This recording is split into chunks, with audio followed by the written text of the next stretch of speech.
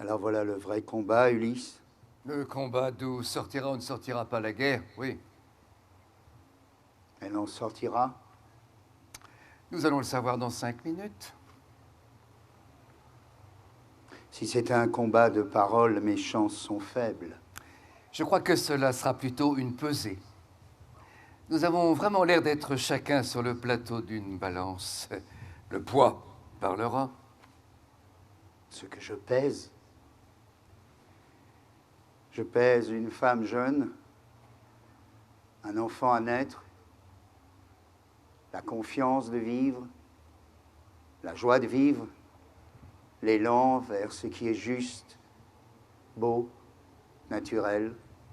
Je pèse l'homme adulte, la femme de 30 ans, le fils que je mesure chaque mois avec des encoches contre le chambranle du palais.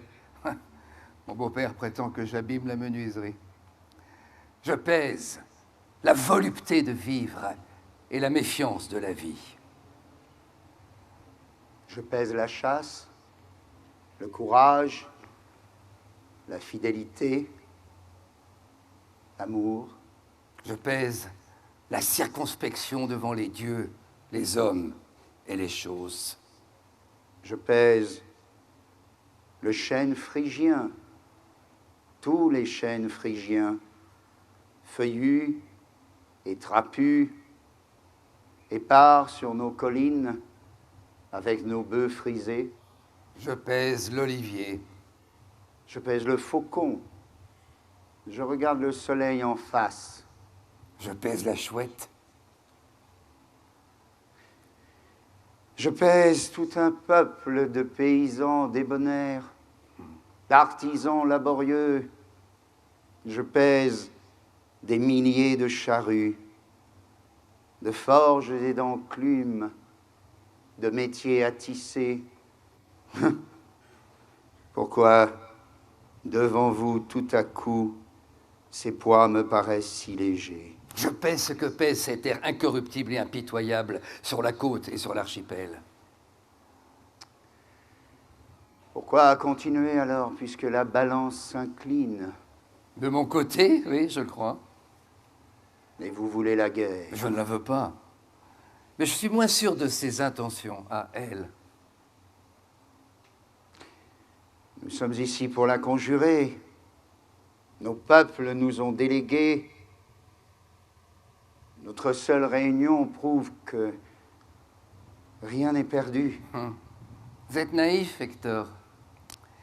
À la veille de toute guerre, il est courant que 2 chefs des peuples en conflit se rencontrent dans quelque innocent village, sur la terrasse, au bord d'un lac, dans l'angle d'un jardin, et ils conviennent que la guerre est le pire fléau du monde, et tous deux à suivre du regard ses reflets et ses rides sur les eaux, à recevoir sur l'épaule ses pétales de magnolia. Ils sont pacifiques, modestes, loyaux, et ils s'étudient, ils se regardent. Et tiédis par le soleil, attendris par un vin clairé, ils ne trouvent dans le visage d'en face aucun trait qui ne justifie la haine, aucun trait qui n'appelle l'amour humain, et rien d'incompatible non plus dans leur langage, dans leur façon de se gratter le nez ou de boire. Et ils sont vraiment combles de paix, de désir de paix. Et ils se quittent en se serrant la main, en se sentant des frères, et ils se retournent dans leur calèche pour se sourire. Et le lendemain, pourtant, éclate la guerre. Ainsi nous sommes tous deux maintenant. Nos peuples, autour de l'entretien, se taisent et s'écartent.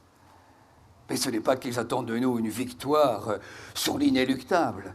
C'est seulement qu'ils nous ont donné plein pouvoir, qu'ils nous ont isolés pour que nous goûtions mieux, au-dessus de la catastrophe, notre fraternité d'ennemis. Goûtons-la. C'est un plat de riche. Savourons-la. Mais c'est tout. Le privilège des grands, c'est de voir les catastrophes d'une terrasse. C'est une conversation d'ennemis que nous avons là. C'est un duo avant l'orchestre. C'est le duo des récitants avant la guerre. Parce que nous avons été créés sensés, justes et courtois, Nous nous parlons 1 heure avant la guerre, comme nous nous parlerons longtemps après, en anciens combattants. Nous nous réconcilions avant la lutte même. C'est toujours cela. Peut-être d'ailleurs avons-nous tort. Si l'un de nous doit un jour tuer l'autre et arracher pour reconnaître sa victime la visière de son casque, vaudrait peut-être mieux qu'il ne lui donnât pas un visage de frère. Mais l'univers le sait. Nous allons nous battre. L'univers peut se tromper. C'est à ça qu'on reconnaît l'erreur, elle est universelle. Espérons-le. Mais quand le destin, depuis des années, a surélevé 2 peuples, quand il aura ouvert le même avenir d'invention et d'omnipotence, quand il a fait de chacun, comme nous l'étions tout à l'heure sur la bascule, un poids précieux et différent pour peser le plaisir, la conscience, et jusqu'à la nature, quand par leurs architectes, leurs poètes, leurs teinturiers, il leur a donné à chacun un royaume opposé de volume, de sons et de nuances. Quand il leur a fait inventer le toit en charpente troyen et la voûte thébaine, le rouge phrygien et l'indigo grec, l'univers sait bien qu'il n'entend pas préparer ainsi aux hommes 2 chemins de couleur et d'épanouissement, mais se ménager son festival, le déchaînement de cette folie humaine qui seule rassure les dieux. C'est de la petite politique, j'en conviens, mais nous sommes chefs d'État. Nous pouvons bien entre nous deux le dire, c'est couramment celle du destin. Et ces 3, c'est la Grèce qui l'a choisi cette fois. Ce matin, j'en doutais encore, j'ai posé le pied sur votre estacade et j'en suis sûr. Vous vous êtes senti sur un sol ennemi? Et pourquoi revenir toujours à ce mot « ennemi » ? Faut-il vous le redire ? Ce ne sont pas les ennemis naturels qui se battent. Il y a des peuples que tout désigne pour une guerre, leur peau, leur langue et leur odeur. Ils se jalousent, ils se haïssent, ils ne peuvent pas se sentir. Ceux-là ne se battent jamais. Ceux qui se battent, ce sont ceux que le sort a lustrés et préparés pour une même guerre. Ce sont les adversaires. Et nous sommes prêts pour la guerre grecque. À un point incroyable. Comme la nature munit les insectes dont elle prévoit la lutte, de faiblesse et d'armes qui se correspondent à distance, sans que nous nous connaissions, sans que nous nous en doutions, nous nous sommes élevés tous deux au niveau de notre guerre. Tout correspond de nos armes et de nos habitudes, comme des roues à pignons. Et le regard de vos femmes et le teint de vos filles sont les seuls qui ne suscitent en nous ni la brutalité, ni le désir. Cette angoisse du cœur et de la joie qui est l'horizon de la guerre. Frontons et leurs soutages d'ombre et de feu, hennissement des chevaux, péplum disparaissant à l'angle d'une colonnade, ne sera tout passé chez vous, à cette couleur d'orage qui m'impose pour la première fois le relief de l'avenir. Il n'y a rien à faire. Vous êtes dans la lumière de la guerre grecque. Et c'est ce que pensent aussi tous les autres Grecs. Ce qu'ils pensent n'est pas plus rassurant. Les autres Grecs pensent que Troie est riche, ses entrepôts magnifiques, sa banlieue fertile. Ils pensent qu'ils sont à l'étroit sur du roc. L'or de vos temples, celui de vos blés, de votre colza, ont fait à chacun de nos navires, de nos promontoires, un signe qu'ils n'oublient pas. Il n'est pas très prudent d'avoir des dieux et des légumes trop dorés. Voilà enfin une parole franche. La Grèce s'est choisie en nous une proie. Pourquoi une déclaration de guerre alors? Il eût été plus simple de profiter de mon absence pour bondir sur Troie. Vous l'auriez eu sans coup férir. Il est une espèce de consentement à la guerre que donne seulement l'atmosphère, l'acoustique et l'humeur du monde. Ce serait dément d'entreprendre une guerre sans l'avoir. Nous ne l'avions pas. Et vous l'avez maintenant? Je crois que nous l'avons. Qui vous l'a donné?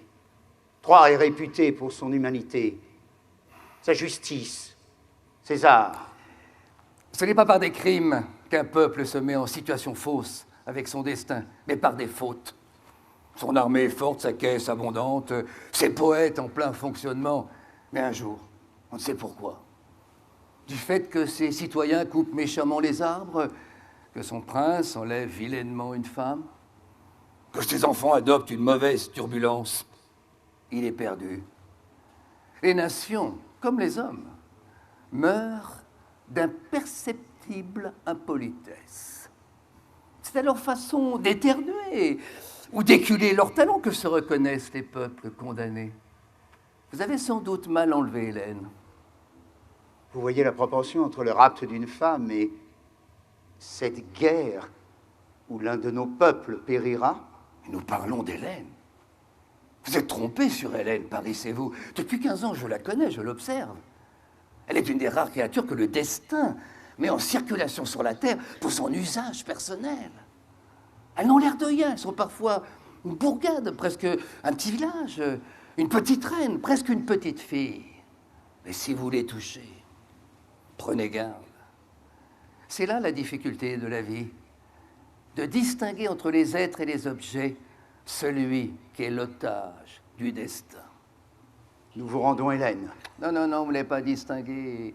Vous auriez pu impunément toucher à nos grands amiraux, à nos rois. Paris pouvait se laisser aller librement dans les lits de Sparte ou de Thèbes à 20 généreuses étreintes. Il a choisi le cerveau le plus rigide, le cœur le plus étroit, le sexe le plus étroit. Vous êtes perdu.